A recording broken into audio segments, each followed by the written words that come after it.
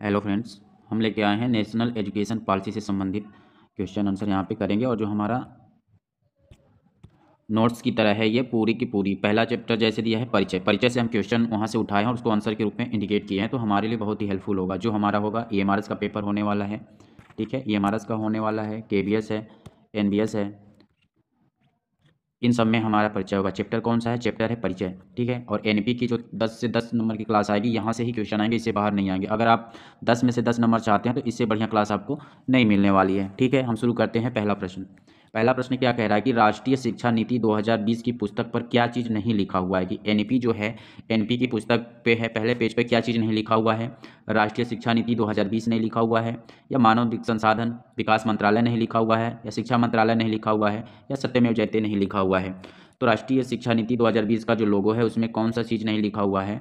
तो उसमें शिक्षा मंत्रालय नहीं लिखा हुआ है, ठीक है। राष्ट्रीय शिक्षा नीति 2020 लिखा हुआ है, मानव संसाधन विकास मंत्रालय लिखा हुआ है, सत्यमेव जयते भी लिखा हुआ है, और ये 4 शेरों वाला स्तंभ भी बना हुआ है उस पर। शिक्षा मंत्रालय नहीं लिखा हुआ। शिक्षा मंत्रालय का नामकरण कब किया गया था? इसका नामकरण 2020 में किया गया। कब? जुलाई 2020 में शिक्षा मंत्रालय नाम कर दिया गया। किसका? मानव संसाधन विकास मंत्रालय का, ठीक है। तो जब NEP तैयार हुआ था तो किसके अंतर्गत तैयार हुआ था? मानव संसाधन विकास मंत्रालय के तहत तैयार हुआ था। लेकिन वर्तमान समय में ये किसके अंतर्गत है? तो शिक्षा मंत्रालय के अंतर्गत है, ठीक है। अब बढ़ते हैं अगले प्रश्न की तरफ। अगला प्रश्न क्या कह रहा है कि शिक्षा एक मूलभूत आवश्यकता है किसके लिए? शिक्षा एक मूलभूत आवश्यकता किसके लिए है? पूर्ण मानव समाज को पूर्ण मानव क्षमता को प्राप्त करने के लिए, एक न्याय संगत न्यायपूर्ण समाज के विकास के लिए, या राष्ट्रीय विकास को बढ़ावा देने के लिए। तो शिक्षा की एक मूलभूत आवश्यकता होगी, सभी हो जाएगा। मानव की क्षमता के विकास के लिए है, न्याय संगत और न्यायपूर्ण समाज के लिए, और राष्ट्रीय विकास को बढ़ावा देने के लिए। तो इसलिए ऑप्शन कौन सा सही हो जाएगा? नंबर 4।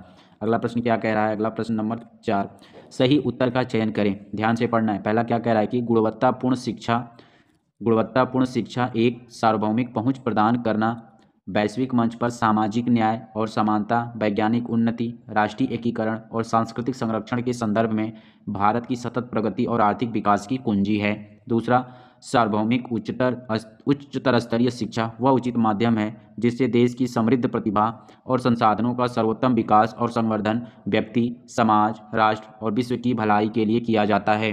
तो कौन सा ऑप्शन सही होगा? केवल एक, केवल दो, एक और दो, दोनों, या इनमें से कोई नहीं? तो कौन सा ऑप्शन सही हो जाएगा? तो ऑप्शन नंबर 3 सही हो जाएगा कि दोनों ऑप्शन सही हैं। अब बढ़ते हैं। अगला प्रश्न क्या कह रहा है? प्रश्न संख्या 5, भारत द्वारा सतत विकास एजेंडा कब अपनाया गया था? 2015 में, 2016 में, 2017 में, या 2025 में? तो भारत द्वारा सतत विकास एजेंडा कब अपनाया गया था? तो भारत द्वारा सतत विकास एजेंडा 2025 में अपनाया गया था, इसलिए ऑप्शन कौन सा सही हो जाएगा? नंबर 1। अगले प्रश्न की तरफ बढ़ते हैं। 2015 में अपनाए गए सतत विकास एजेंडा का लक्ष्य कब तक प्राप्त करने का निर्धारण किया गया था? यानी कि 2015 में जो सतत विकास एजेंडा अपनाया गया था उसको कब तक प्राप्त करने का लक्ष्य रखा गया था? 2035, 2030, 2047 या 2050? तो 2015 में अपनाए गए सतत विकास एजेंडा का लक्ष्य 2030 तक प्राप्त करने का लक्ष्य रखा गया है। अगला प्रश्न, SDG 4 का पूरा नाम क्या है? Sustainable development goal 3, sustainable development goal 4, sustainable development goal 2015, sustainable development goal 2030? तो SDG 4 का पूरा नाम है सस्टेनेबल डेवलपमेंट गोल 4। SDG 4 के 4 लक्ष्य कौन कौन से हैं? 2030 तक सभी के लिए निःशुल्क एवं समान प्राथमिक एवं माध्यमिक शिक्षा। दूसरा, सस्ती गुणवत्ता वाली तकनीकी, व्यावसायिक और उच्च शिक्षा तक समान पहुंच। चौथा, शिक्षा में लिंग और धन संबंधी असमानताओं का उन्मूलन। चौथा, गुणवत्तापूर्ण उच्च शिक्षा तथा सार्वभौमिक पहुंच। तो SDG 4 के 4 लक्ष्य ये हैं, ठीक है। 4 लक्ष्य कौन कौन से हैं? तो 2030 तक सभी के लिए निःशुल्क एवं समान प्राथमिक एवं माध्यमिक शिक्षा प्राप्त करना है। दूसरा, सस्ती गुणवत्ता वाली तकनीकी, व्यावसायिक और उच्च शिक्षा तक समान पहुंच करना है। तीसरा है शिक्षा में लिंग और धन संबंधी असमानताओं का उन्मूलन करना है। चौथा है गुणवत्तापूर्ण उच्च शिक्षा तथा सार्वभौमिक पहुंच है।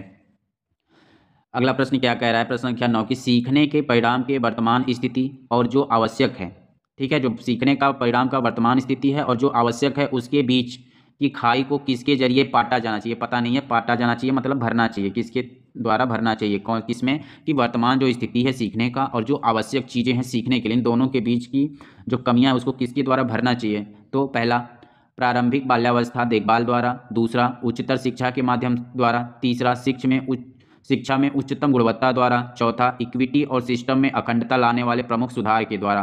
तो ये चारों ऑप्शन के द्वारा क्या करना है हमें? कि सीखने के परिणाम के वर्तमान स्थिति और जो आवश्यक है उसके बीच की खाई जो है उसको भरा जाएगा इन चारों के द्वारा, ठीक है। अगले प्रश्न की तरफ बढ़ते हैं। ऐसी शिक्षा व्यवस्था जहां किसी भी सामाजिक और आर्थिक पृष्ठभूमि से संबंध रखने वाले शिक्षार्थियों को समान रूप से सर्वोच्च गुणवत्ता की शिक्षा उपलब्ध हो। ऐसा लक्ष्य कब तक रखा गया था भारत के लिए, यानी भारत में ऐसा लक्ष्य कब तक रखा गया था जहां पे एक ऐसी व्यवस्था को निर्धारित करना है या व्यवस्था करना है ऐसी शिक्षा का जहां किसी भी सामाजिक और आर्थिक पृष्ठभूमि से संबंध रखने वाले शिक्षार्थियों को समान रूप से सर्वोच्च गुणवत्ता की शिक्षा उपलब्ध हो। तो कब तक रखा गया था, 2035 तक प्राप्त करने के लिए, कि 2030 तक, कि 2040 तक, कि 2050 तक। तो ऐसी शिक्षा व्यवस्था का लक्ष्य प्राप्त करने के लिए रखा गया है 2040 तक। हम कंफ्यूजन कहाँ होंगे, एक होगा 2030 तक, तो ये है SDG 4 को प्राप्त करने के लिए 2030 तक लक्ष्य रखा गया है। और 2040 तक किसको प्राप्त करने का लक्ष्य रखा गया है, तो ऐसी शिक्षा व्यवस्था जहाँ किसी भी सामाजिक और आर्थिक पृष्ठभूमि से संबंध रखने वाले शिक्षार्थियों को समान रूप से सर्वोच्च गुणवत्ता की शिक्षा उपलब्ध हो। इसका लक्ष्य 2040 तक। और SDG 4 का लक्ष्य कब रखा गया है, 2030 तक। SDG 4 में 4 लक्ष्य थे। 4 लक्ष्य कौन कौन से थे, 4 लक्ष्य थे कि 2030 तक सभी के लिए निःशुल्क एवं समान प्राथमिक एवं माध्यमिक शिक्षा, गुणवत्ता तकनीकी व्यावसायिक और उच्च शिक्षा तक समान पहुंच, शिक्षा में लिंग और धन संबंधी असमानता का उन्मूलन और गुणवत्तापूर्ण उच्च शिक्षा तथा सार्वभौमिक पहुंच। ये 2030 तक लक्ष्य रखा गया था SDG 4 के अंतर्गत। और वो जो लक्ष्य रखा गया था 2040 तक प्राप्त करना है, वो रखा गया था कि सभी को ऐसी शिक्षा जो सामाजिक और आर्थिक पृष्ठभूमि से संबंध रखने वाले शिक्षार्थियों को समान रूप से सर्वोच्च गुणवत्ता की उपलब्ध शिक्षा प्राप्त की जाने का लक्ष्य रखा गया 2040 तक। अब बढ़ते हैं अगले प्रश्न की तरफ। प्रश्न संख्या 11 क्या कह रहा है कि 21वीं सदी की पहली शिक्षा नीति कौन सी है। 21वीं सदी की पहली शिक्षा नीति, राष्ट्रीय शिक्षा नीति 2020, राष्ट्रीय शिक्षा नीति 1986, राष्ट्रीय शिक्षा नीति 1992 और राष्ट्रीय शिक्षा नीति 1968। तो हमें ध्यान क्या देना, पूछा क्या है कि 21वीं सदी का, तो 21वीं सदी की कौन सी होगी, तो राष्ट्रीय शिक्षा नीति 2020 होगी। ठीक, राष्ट्रीय शिक्षा नीति 2020 के बारे में सत्य कथन है, यह नीति भारत की परंपरा और सांस्कृतिक मूल्य के आधार को बरकरार रखती है। दूसरा, 21वीं सदी की शिक्षा के लिए आकांक्षात्मक लक्ष्य जिनमें SDG 4 शामिल है, उसके संयोजन में शिक्षा व्यवस्था, उसके नियमन और गवर्नेंस सहित सभी पक्षों के सुधार और पुनर्गठन का प्रस्ताव रखती है। तीसरा, केवल दूसरा सही है। चौथा, 1 और 2 दोनों सही है। तो राष्ट्रीय शिक्षा नीति 2 के बारे में कौन सा कथन सही है, पहला और दूसरा दोनों सही है, तो इसलिए ऑप्शन कौन सा सही हो जाएगा, नंबर 4। अब बढ़ते हैं अगले प्रश्न की तरफ। 13, राष्ट्रीय शिक्षा नीति किस सिद्धांत पर आधारित है। पहला, शिक्षा से न केवल साक्षरता और संख्या ज्ञान जैसी बुनियादी क्षमताओं के साथ साथ उच्चतर स्तर की तार्किक और समस्या समाधान संबंधी संज्ञानात्मक क्षमताओं का विकास चाहिए। दूसरा, नैतिक, सामाजिक और भावनात्मक स्तर पर भी व्यक्ति का विकास होना चाहिए। कौन सा ऑप्शन सही है, केवल 2, केवल 1 और 2 दोनों। तो पहला और दूसरा ऑप्शन दोनों जो कह रहा है सही है, इसलिए पांचवा ऑप्शन सही हो जाएगा, 1 और 2 दोनों। राष्ट्रीय शिक्षा नीति किस आलोक में तैयार की गई है, प्राचीन और सनातन भारतीय ज्ञान के आलोक में, कि विचार की समृद्ध परंपरा के आलोक में, या केवल 1 में, या केवल 2 में, 1 और 2 दोनों में। तो राष्ट्रीय शिक्षा नीति को जो आलोक किसके आलोक के अंतर्गत तैयार की गई है, तो प्राचीन और सनातन भारतीय ज्ञान के आधार पर इनको तैयार किया गया और विचार समृद्धि की परंपरा यानी दोनों सिद्धांतों के आलोक पे इसे तैयार किया गया था। शिक्षा व्यवस्था में किए जा रहे बुनियादी बदलाव के केंद्र में आवश्यक रूप में किसको होना चाहिए, छात्र को, शिक्षक को, छात्र शिक्षक दोनों को, या इनमें से कोई नहीं। बहुत ही इंपॉर्टेंट क्वेश्चन है, ये कंफ्यूजन पैदा करेगा। पूछ क्या रहा है कि शिक्षा व्यवस्था में किए जा रहे बुनियादी बदलाव के केंद्र में, बुनियादी बदलाव के केंद्र में आवश्यक रूप से किसको शामिल किया जाना चाहिए। तो किसको शामिल किया जाना चाहिए, तो शिक्षक को शामिल किया जाना चाहिए। मोस्ट इंपॉर्टेंट क्वेश्चन, दूसरा ऑप्शन सही हो जाएगा, शिक्षक को शामिल किया जाना चाहिए। नंबर 16, शिक्षा की नई नीति को निश्चित तौर पर हर स्तर पर किसको समाज के सर्वाधिक सम्माननीय और अनिवार्य सदस्य के रूप में पुनः स्थान देने में सहायता करनी होगी, शिक्षकों को, छात्रों को, अभिभावकों को, या SMC मेंबर को। ठीक है, तो शिक्षक के नई नीति को निश्चित तौर पे हर स्तर पे समाज में उस व्यक्ति को सम्माननीय और अनिवार्य सदस्य के रूप में पुनः स्थान देने में सहायता करनी होगी, वह है शिक्षक को। ठीक है, जैसे हम प्राचीन समय में पढ़ते थे, उस समय गुरु शिष्य परंपरा चलती थी और गुरु का मान बहुत माना जाता था, लेकिन आज के समय में गुरु का मान उतना सम्मान नहीं हो पाता है बच्चों के द्वारा। तो ये चीज़ का हमें वापस लानी है, उसकी पुनः स्थापना करने में सहायता करनी है नई राष्ट्रीय शिक्षा नीति के तहत, तो इसलिए शिक्षक हो जाएगा ऑप्शन। नई शिक्षा नीति को सभी विद्यार्थियों के लिए, चाहे उनके निवास स्थान कहीं भी हों, उनको गुणवत्तापूर्ण शिक्षा व्यवस्था उपलब्ध कराने के लिए किसके ऊपर ध्यान दिए जाने की ज़रूरत है। पहला, ऐतिहासिक रूप से हाशिए पर रह रहे समुदाय को। दूसरा, वंचित और अल्प प्रतिनिधि वाले समूह पर।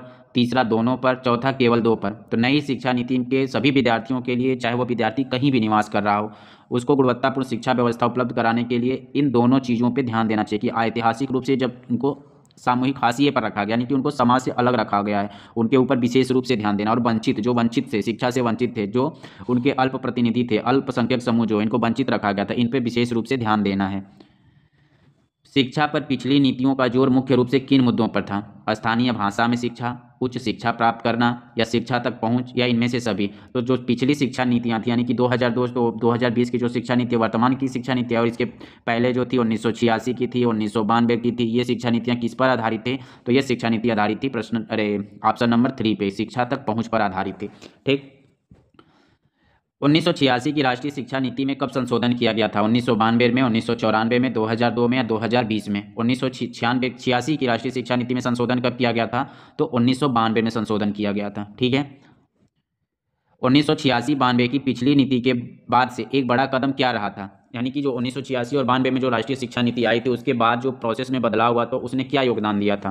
पहला, निःशुल्क और शिक्षा अधिकार अधिनियम 2009, निःशुल्क और अनिवार्य शिक्षा अधिनियम 2020, निःशुल्क और अनिवार्य शिक्षा अधिनियम 2005, निःशुल्क और अनिवार्य शिक्षा अधिनियम 2020। तो 1986 और 92 की जो पिछली नीति थी, उसके बाद जो एक बड़ा बदलाव देखने को मिलता है, तो वह बड़ा बदलाव था निःशुल्क और अनिवार्य शिक्षा अधिनियम 2009 था। निःशुल्क और अनिवार्य शिक्षा अधिनियम 2009 सार्वभौमिक प्रारंभिक शिक्षा सुलभ कराने हेतु कौन सा आधार उपलब्ध करवाया था? कानूनी आधार, संवैधानिक आधार, समानता का आधार, या स्वतंत्रता का आधार? निःशुल्क और अनिवार्य शिक्षा अधिनियम 2009 सार्वभौमिक प्रारंभिक शिक्षा सुलभ कराने हेतु जो आधार उपलब्ध कराया था, वह आधार उपलब्ध कराया था कानूनी आधार उपलब्ध कराया था। इसलिए ऑप्शन नंबर 1 सही हो जाएगा, क्योंकि हमें इस क्वेश्चन में कन्फ्यूजन हो जाएगा कि संवैधानिक भी हम मार देंगे, कोई स्वतंत्रता मार देगा, कोई समानता मार देगा। तो आंसर क्या होगा? कानूनी आधार प्रदान किया गया था। 2009 की जो निःशुल्क और अनिवार्य शिक्षा अधिनियम आया था, वह कौन सा आधार उपलब्ध कराया था? तो कानूनी आधार उपलब्ध कराया था। राष्ट्रीय शिक्षा नीति के मूल सिद्धांत क्या है? राष्ट्रीय शिक्षा नीति का जो मूल सिद्धांत क्या बनाया गया था? तो पहला सिद्धांत बनाया गया था, ये क्वेश्चन ही है, नोट्स की तरह हम इसको देखेंगे। ठीक है। पहला क्या कह रहा है कि हर बच्चे की विशिष्ट क्षमताओं की स्वीकृति, पहचान और उनके विकास हेतु प्रयास करना। तो पहला पॉइंट जो कह रहा है कि हर बच्चे की विशिष्ट क्षमताओं की स्वीकृति, पहचान और उनके विकास हेतु प्रयास करना, तो इसके अंतर्गत जो आएंगे वो शिक्षक और अभिभावक आएंगे। इसमें कहा गया है कि शिक्षकों और अभिभावकों को छात्रों की क्षमताओं के प्रति संवेदनशील बनाना है, जिससे वे बच्चों की अकादमिक और अन्य क्षमताओं में उसका सर्वांगीण विकास पर पूरा ध्यान दे सकें। ठीक है, किसके द्वारा? शिक्षक और अभिभावक के द्वारा।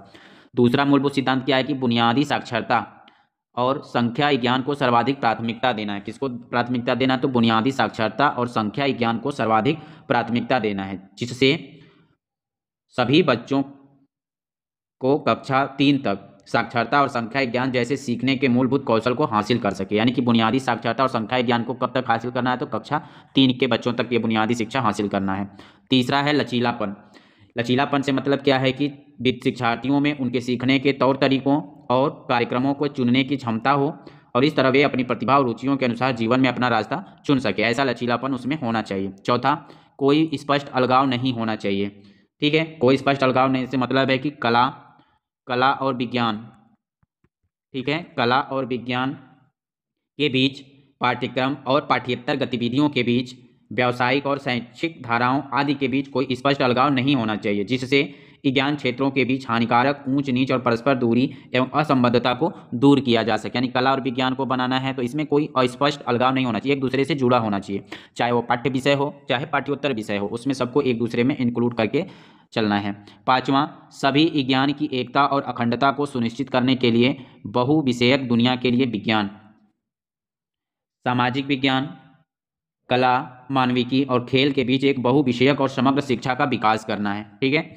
छठा क्या है कि अवधारणात्मक समझ पर जोर देना है, न कि रटन पद्धति, न कि केवल परीक्षा के लिए पढ़ाई पर, अवधारणात्मक समझ पे जोर देना है। सातवां, रचनात्मकता और तार्किक सोच पे जोर देना है, तार्किक निर्णय लेने और नवाचार प्रोत्साहित करने के लिए बच्चों को आगे बढ़ाना है। आठवां, नैतिकता, मानवीय और संवैधानिक मूल्य भी ध्यान देना है, जैसे सहानुभूति, दूसरों के लिए सम्मान, स्वच्छता, शिष्टाचार, लोकतांत्रिक भावना, सेवा की भावना, सार्वजनिक संपत्ति के लिए सम्मान, वैज्ञानिक चिंतन, स्वतंत्रता, जिम्मेदारी, बहुलतावाद, समानता और न्याय, ये सारी चीज़ें इसमें शामिल हैं।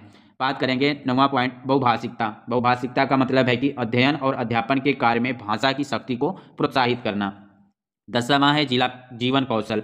जीवन कौशल जैसे आपसी संवाद, सहयोग, सामूहिक कार्य और लचीलापन आना चाहिए उसमें। सीखने के लिए सतत मूल्यांकन पर जोर, इसके बजाय कि साल के अंत में होने वाली परीक्षा को ध्यान में रखकर शिक्षण हो, जिसे आज की कोचिंग व्यवस्था की जा रही है। कोचिंग व्यवस्था जो आज की चल रही है ना, कोचिंग में पढ़ाई होता है, लास्ट में जाके एग्जाम पेपर देते हैं, लेकिन स्कूली शिक्षा में ऐसा नहीं करना है। स्कूली शिक्षा में क्या करना है? स्कूली शिक्षा में करना है कि हर समय सतत लगातार उनका मूल्यांकन करना है, जांच पड़ताल करते रहना है। ठीक है। अगला है सीखने के लिए सतत मूल्यांकन पर जोर देना है। ये हो गया पॉइंट। तकनीकी के तथा संभव उपयोग पर जोर देना है, तकनीकी के साथ यथासंभव। तो अध्ययन अध्यापन कार्य में भाषा संबंधी भाषा बाधाओं को दूर करने में, दिव्यांग बच्चों के लिए शिक्षा को सुलभ बनाने में और शैक्षणिक नियोजन को प्रबंधन करने में किसका ध्यान देना है? तो तकनीकी के यथासंभव उपयोग पर जोर देना है। विविधता और स्थानीय परिवेश के लिए एक सम्मान के अंतर्गत क्या आता है? तो विविधता जो है जैसे सभी पाठ्यक्रम हो गए, शिक्षण शास्त्र हो गया, और नीति के स्थानीय संदर्भ की विविधता को ध्यान में रखते हुए, स्थानीय परिवेश को ध्यान में रखते हुए और उनका सम्मान करते हुए हमेशा एक शिक्षा समवर्ती विषय का समावेशन करना है या उसकी व्यवस्था करनी है। सभी शैक्षिक निर्णय की आधारशिला के रूप में पूर्ण समता और समावेशन, साथ ही शिक्षा को लोगों की पहुंच और सामर्थ्य के दायरे में रखना, यह सुनिश्चित करने के लिए कि सभी छात्र शिक्षा प्रणाली में सफलतापूर्वक हासिल कर सकें। शिक्षकों और संकाय को सीखने की प्रक्रिया का केंद्र मानना, यानी कि जो शिक्षक हैं उनकी भर्ती करनी है, उनकी तैयारी की उत्कृष्ट व्यवस्था करनी है, निरंतर व्यावसायिक विकास करना है और सकारात्मक कार्य वातावरण और सेवा की स्थिति को स्थित रखना है। अखंडता, पारदर्शिता और संसाधन कुशलता, शैक्षिक प्रणाली की अखंडता, पारदर्शिता और संसाधन कुशलता को ऑडिट करने, सार्वजनिक प्रकटीकरण के माध्यम से सुनिश्चित करने के लिए एक हल्का लेकिन प्रभावी नियामक ढांचा प्रस्तुत करना है और उसके साथ साथ स्वायत्तता हो गया, सुशासन हो गया और सशक्तिकरण के माध्यम से नवाचार और आउट ऑफ द बॉक्स विचारों को प्रोत्साहित करना है। किसके अंतर्गत? अखंडता, पारदर्शिता और संसाधन कुशलता के अंतर्गत।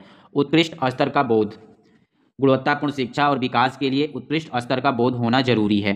भारतीय जड़ों और गौरव से बंधे रहना, यानी कि जहां प्रासंगिक लगे वहां भारत की समृद्धि और विविध प्राचीन और आधुनिक संस्कृति और ज्ञान प्रणालियों और परंपराओं को शामिल करना और उसे प्रेरणा पाना। किसके अंतर्गत आएगा? भारतीय जड़ों और गौरव से बंधे रहने के अंतर्गत। शिक्षा एक सार्वजनिक सेवा है। शिक्षा क्या है? एक सार्वजनिक सेवा है। गुणवत्तापूर्ण शिक्षा तक पहुंच को प्रत्येक बच्चे को मौलिक अधिकार माना जाना चाहिए, क्योंकि शिक्षा क्या है? एक सार्वजनिक सेवा है।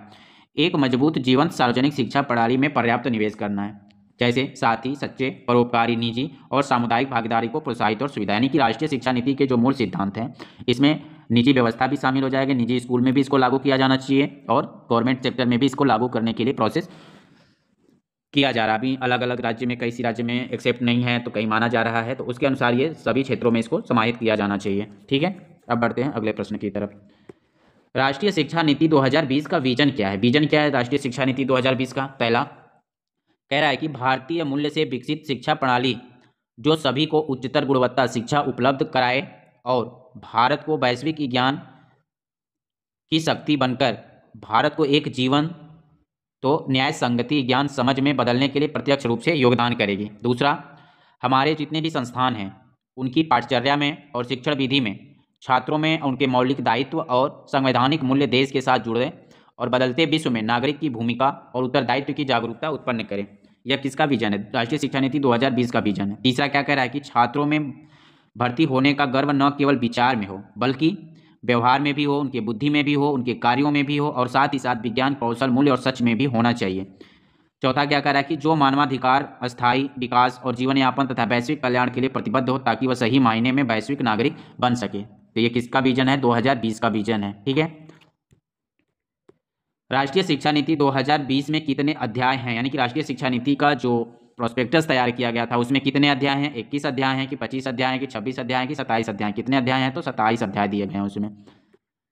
राष्ट्रीय शिक्षा नीति 2020 में कितने भाग हैं? ठीक है, 27 अध्याय हैं, तो भाग कितने हैं उसमें? 4 भाग हैं, 5 भाग हैं, 6 भाग हैं, 7 भाग हैं। तो राष्ट्रीय शिक्षा नीति 2020 में 4 भाग दिए हुए हैं।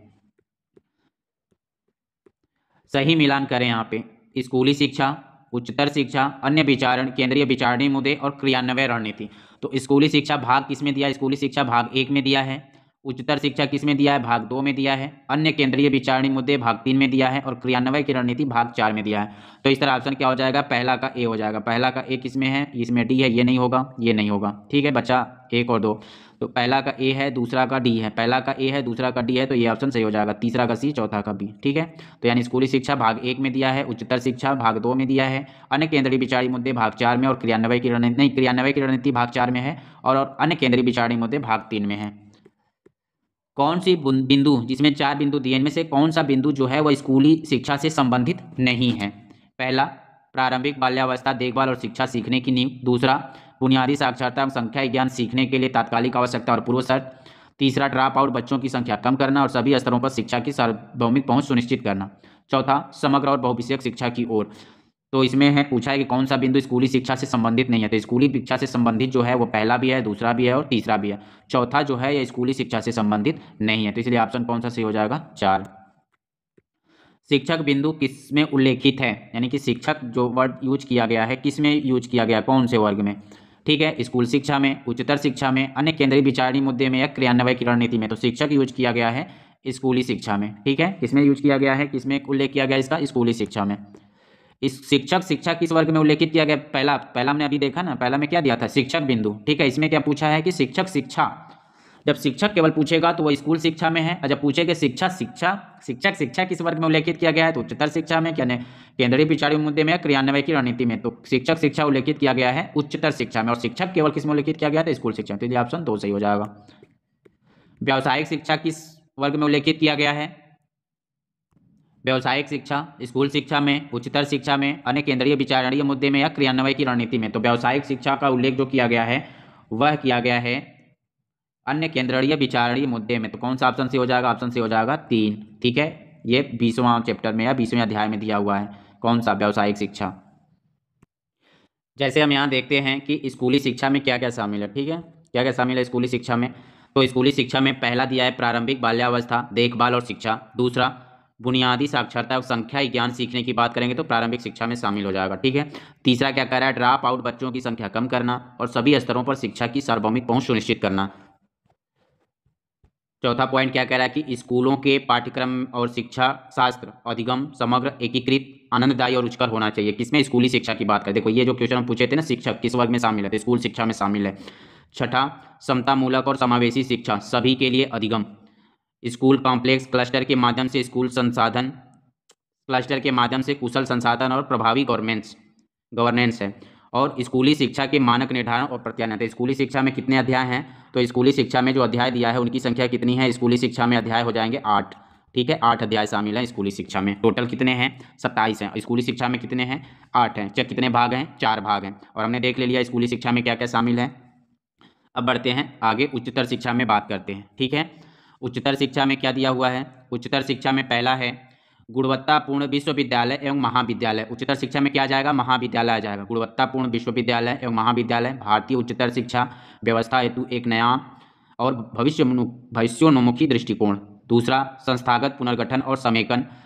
तीसरा समग्र और बहुविषयक शिक्षा की ओर। 12वां का मतलब चौथा सीखने के लिए अनुकूलतम वातावरण, छात्रों को सहयोग, प्रेरित, सक्रिय और सक्षम संकाय।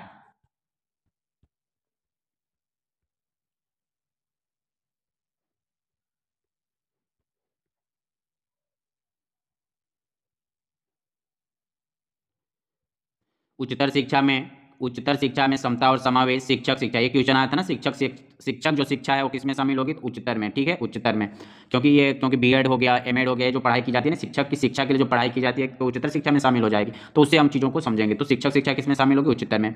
व्यावसायिक शिक्षा का नवीन आकल्पन। ठीक है, व्यावसायिक शिक्षा यहाँ पे शामिल है, ये किसमें है? अन्य केंद्रीय विचारणीय मुद्दे में शामिल है। तो लेकिन व्यावसायिक शिक्षा का नवीन आकल्पन पूछेगा कि व्यावसायिक शिक्षा का नवीन आकल्पन किस में शामिल है? तो उच्चतर शिक्षा में। केवल व्यावसायिक शिक्षा पूछेगा तो किस में शामिल है? अन्य केंद्रीय विचारणीय मुद्दे में शामिल है। नवीन राष्ट्रीय अनुसंधान फाउंडेशन एनआरएफ के माध्यम से सभी क्षेत्रों में गुणवत्तायुक्त अकादमिक अनुसंधान को उत्प्रेरित करना। उच्चतर शिक्षा की नियामक प्रणाली में आमूलचूल परिवर्तन करना।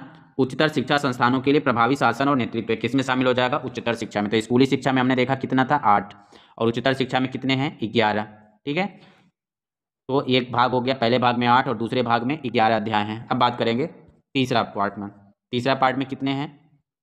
तीसरे भाग में 4 हैं। ठीक है, 1 2 3 4 5 हैं। 1 2 3 4 5 अध्याय, यानी पहले में 8, दूसरे में 11, तीसरे में 5 अध्याय। तो कितने? 11 8 19 5 24। और इसमें है क्रियान्वयन की रणनीति में चौथे भाग में कितने अध्याय हैं? चौथे भाग में 3 अध्याय। तो कितने हो जाएंगे? 27 अध्याय। तो इस तरह से हमें याद कर। तो देखते हैं हम केंद्रीय विचारणीय मुद्दे में कौन कौन सा है। व्यावसायिक शिक्षा है, प्रौढ़ शिक्षा और जीवन पर्यंत सीखना। ये ध्यान देना है कि प्रौढ़ शिक्षा और जीवन पर्यंत सीखना किसके अंतर्गत आएगा? तो केंद्रीय विचारणीय मुद्दे के अंतर्गत आएगा। भारतीय भाषाओं, कला और संस्कृति का संवर्धन किसके अंतर्गत आएगा? तो अन्य केंद्रीय विचारणीय मुद्दे के अंतर्गत आएगा। प्रौद्योगिकी का उपयोग एवं एकीकरण भी केंद्रीय विचारणीय मुद्दे के अंतर्गत। प्रौद्योगिकी का उपयोग एवं एकीकरण। ऑनलाइन और डिजिटल शिक्षा किसके अंतर्गत आएगा? प्रौद्योगिकी का न्यायसम्मत उपयोग सुनिश्चित करना, अन्य केंद्रीय विचारणीय मुद्दे। अगला पॉइंट भाग 4 में, भाग 4 में कितने अध्याय हैं? भाग 4 में 3 अध्याय हैं, ठीक है। भाग 1 में 8, भाग 2 में 11, भाग 3 में 5 और भाग 4 में 3 है, ठीक है। कौन कौन सा है? केंद्रीय शिक्षा सलाहकार बोर्ड का सशक्तिकरण, वित्त पोषण सभी के लिए वहनीय और गुणवत्तापूर्ण शिक्षा, और 27वां क्या है? तीसरा कार्यान्वयन है, ठीक है। तो इस तरह से जो राष्ट्रीय शिक्षा नीति के कितने हैं? 27 पाठ हैं, 27 अध्याय हैं, 4 भाग हैं, ठीक है। तो इस तरह से इसको इसमें समाहित किया गया। इसको हम चीज़ों को याद कर लेंगे, नोट्स बना के लिख लेंगे, चीज़ों को समझ लेंगे। तो यह वीडियो था राष्ट्रीय शिक्षा नीति से संबंधित परिचय वाले चैप्टर से, ठीक है। अब अगले वीडियो में हम लेके आएंगे राष्ट्रीय शिक्षा नीति की स्कूल शिक्षा से, प्रश्नों के माध्यम से आएंगे, उसमें एक्सप्लेन करेंगे, हमारा चीज़ क्लियर हो जाएगा। और जो भी एनपी क्वेश्चन जो बनेगा इसी से बनेगा, क्योंकि हम जो बुक है एनपी का पीडीएफ है हम उसी से बना रहे हैं, उससे बाहर क्वेश्चन नहीं आएंगे, ये श्योरिटी है। तो 10 में से 10 नंबर अगर आपको लाना है तो ये वीडियो जरूर देखें, ठीक है। और वीडियो आपको कैसा लगा? अच्छा लगा है तो लाइक शेयर सब्सक्राइब जरूर कीजिए, ताकि आप आने वाला वीडियो आपको मिले और आपकी तैयारी स्मूथली चलती रहे, ठीक है। मिलते हैं अगले वीडियो में, तब तक के लिए धन्यवाद।